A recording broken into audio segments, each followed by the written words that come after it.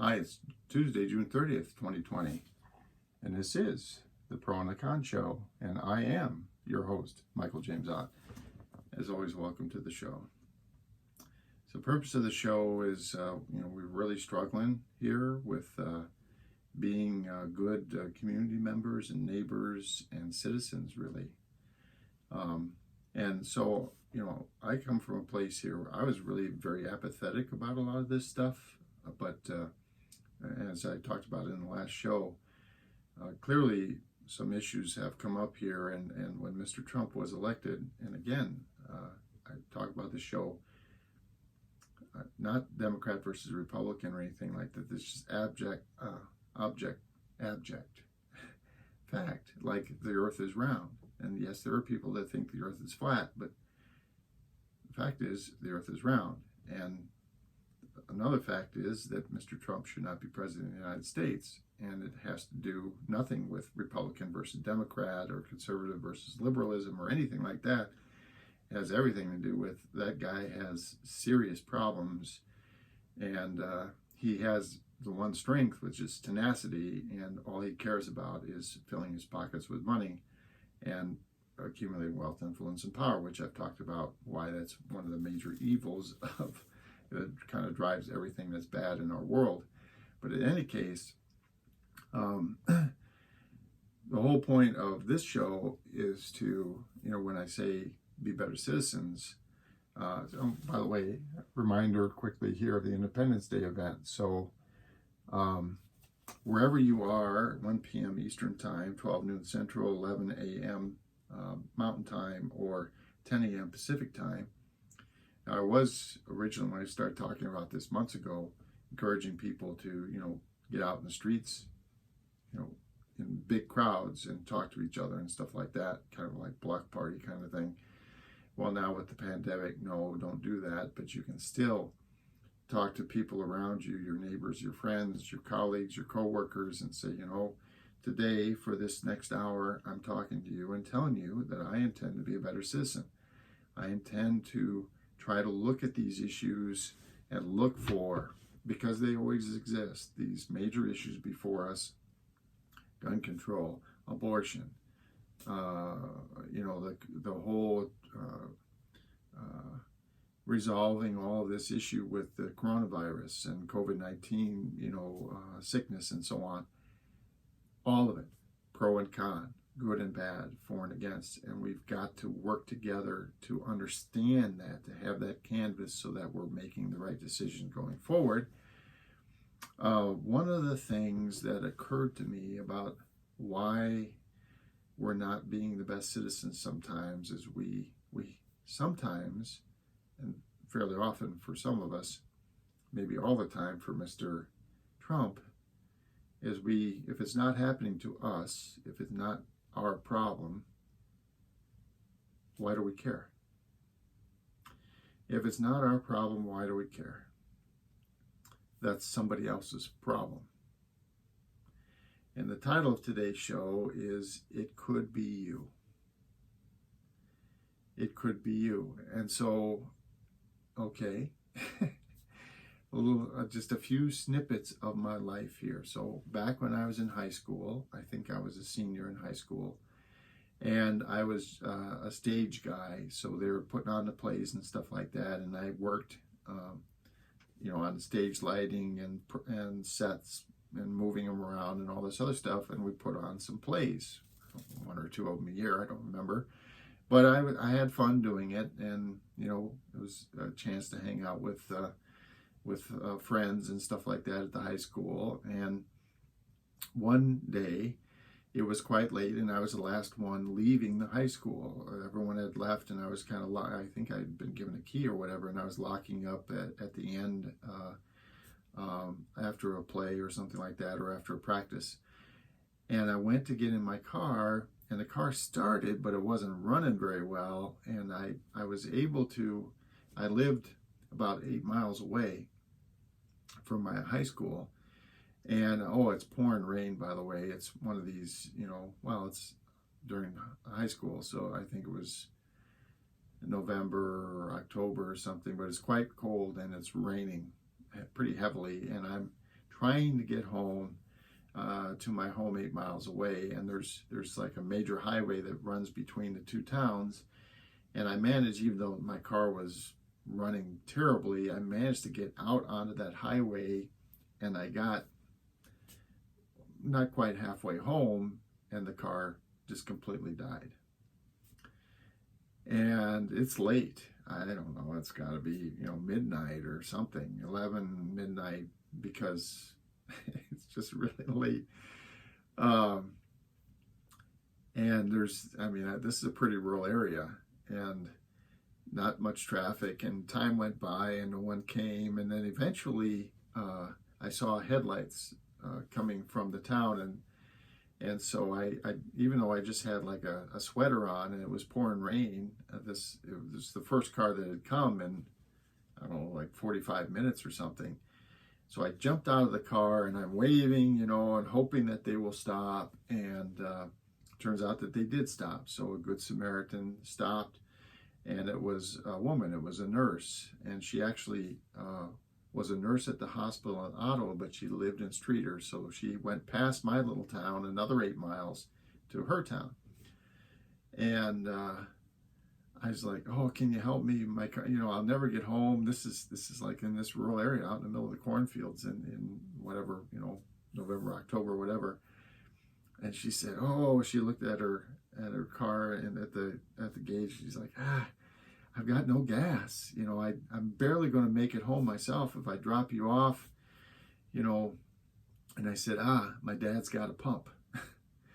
Because at the time he decided, I can't remember why, but somehow, some way, if you bought your own gas, and you got it fairly cheap back in the day. And so he's got a gas pump right at my house, and I will give you some gas for sure. Fill up your tank if you will just get me home. And she's looking at me like, "You have a gas, pump at your house?" And I was like, "I do." I swear it's true. And she's like, "Okay, get in." Well, long story short, she took me home. I gave her some gas, and thankfully she did this. Now, she didn't have to believe me. She didn't have to stop. But it could. My car was broken down, and I needed help. And this is a very common thing that happens amongst us humans. We need this like safety net around, and that's who is the safety net? What is this? That's you. That's me. We need a little bit of a safety net because something happens and you just aren't prepared for it, and it could be you. So some years later, I was in college, and it was Thanksgiving, and some really good friends from Minnesota were down, and I really wanted to see them, but I had to leave right after we had dinner because I had some exams coming up. I wanted to go back to the campus and study and stuff like that. So we had dinner, and while I had made a repair on my car, I had replaced the alternator and the fan or the belts on my car, and I thought I'd done a great job of that. And so the dinner was over, and again, it's late at night, and I take off for the 2.5 or 3 hour drive from my home down to the University of Illinois, where I was going to school at the time.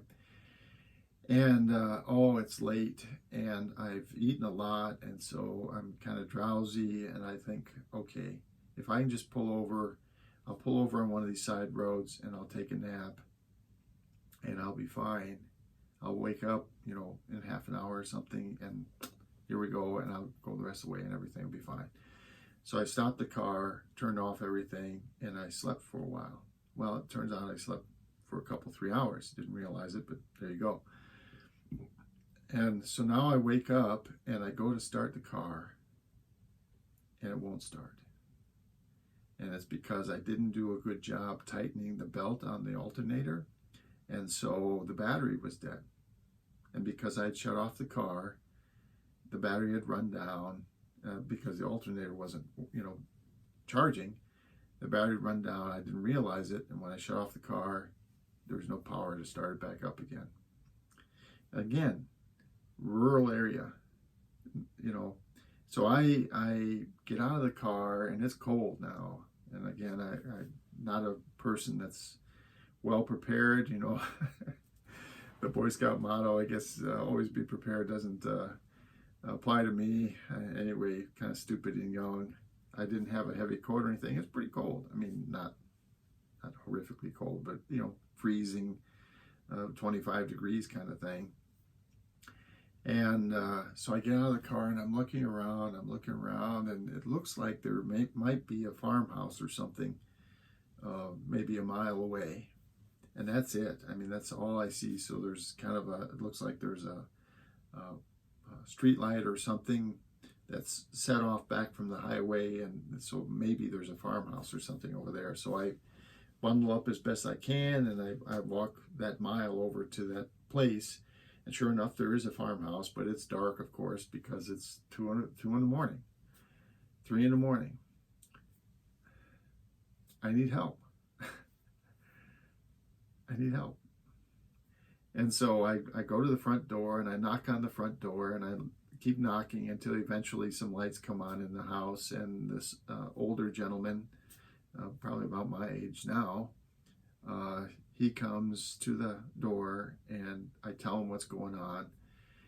And he goes, okay, so come on in. And he lends me a coat momentarily, and he's like, okay, I'll take you. And we take a tractor and stuff, and a tow rope and stuff, and he tows me back to his place, and then he tightens my alternator for me because I did a bad job. He does a good job for me. And then he puts the battery on a battery charger, and he says, okay, you better sit around for a little while and help me wait. And I'm not going to go through the rest of that story, but I needed help. And I came to this guy's door in the middle of the night, and he could have just said, hey, I'm sorry, I'm not helping you. You're a stranger. But he didn't. He helped me. Why? Because, folks, it could be you. So fast forward several years now, and I was leaving. I do some work. I get paid, but I really do it because they need the help. They really struggling with keeping the shifts fulfilled and stuff like that. But there's a home for folks that are convalescent and rehabbing, and mostly elderly folk and other people with various health issues. But anyway, I was leaving late at night there, 10 o'clock at night, and I'm driving, to go home, and it's in Minneapolis, and I come up to this one stop sign, and there's a woman with a gas can, and I didn't see her at first, and I kind of pulled, up into a place where she might have to walk around me, so I backed up some, and she walked past in front of me, and all of a sudden she turned around and she goes, hey, could you help me? And I said, well, maybe. So I rolled down the window. I was like, what's going on? And she's like, I ran out of gas. I've got a gas can. But I'm really actually down to my last dollar, and I need to just get enough gas so I can get home. Could you lend me, give me a couple bucks? Would you do that? And I was like, oh God, sure. So I give her like $5, and she's on her way, because the gas station, by the way, is just down the street, not very far at all. But why did I do that? Well, in the interim, I'd had instances where people would approach me in the street, and even though I was kind of convinced that they were, their story was a sham, I gave them some money, and then later on some of them it was confirmed, because the same people would approach me with the same sham story, and they shouldn't have been. They should have been long since gone. And so I said, so there are con artists out there, including the President of the United States, unfortunately, who, try to make a living by just giving, telling a sad story and try to get people to give them money. But I resist the idea that I shouldn't give people a hand up. Okay. And so over the course of my life, I've done stuff. I've given several thousands of dollars at times to a particular family who was having a lot of financial difficulty because the dad, for example, was seriously ill with cancer. They were having trouble meeting the mortgage payments and so on. When I learned when my biological daughter was quite young, one of her friends, their parents, and one of my coworkers, but a friend had cancer.